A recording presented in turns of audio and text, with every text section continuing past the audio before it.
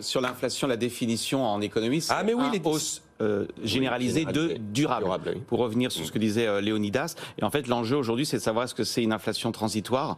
Quand il y a une reprise, c'est logique. Une inflation par la demande, en situation de pénurie, ça peut être transitoire.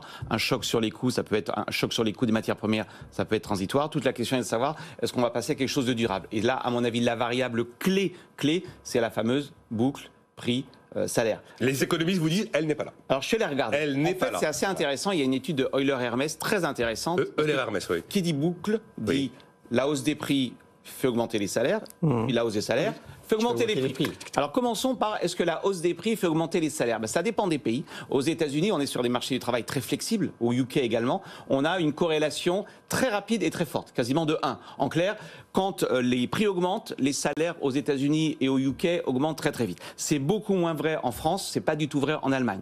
D'abord, ça prend du temps en France, c'est-à-dire que les entreprises vont plutôt comprimer leurs marges. Oui, elles sont. Alors ça va dépendre des secteurs, ça va dépendre de l'exposition à la concurrence, etc.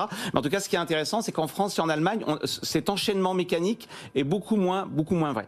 Par contre, si maintenant on regarde l'effet inverse, est-ce qu'une hausse des coûts, et notamment une hausse des salaires, va entraîner une hausse des prix? Et là, on voit un peu la mécanique inverse, c'est-à-dire vous avez très rapidement en Allemagne une indexation sur les prix. En clair, les entrepreneurs vont réagir en augmentant leurs prix. C'est beaucoup moins vrai, même pas du tout vrai aux États-Unis, et la France est un pays intermédiaire. Tout ça pour dire quoi? Attention, la variable clé, c'est boucle prix-salaire, et on voit qu'en réalité, quand on commence à aller, l'économie c'est toujours compliqué, quand on commence à aller dans le détail, on s'aperçoit qu'en réalité, le résultat il est un peu indéterminé, parce si on est plutôt d'un côté de la boucle, on a envie de dire la France est plutôt protégée, les hausses de prix ne se traduisent pas, en tout cas avant 3 ou 4 trimestres, dans les salaires, donc on serait en quelque sorte temporairement encore protégé, mais symétriquement, si on a une hausse des salaires, un choc salarial, là pour le coup, on aura une réaction sur les prix beaucoup plus vive en Allemagne, en France par rapport aux États-Unis. Donc vous voyez, c'est un sujet compliqué, mais pour résumer...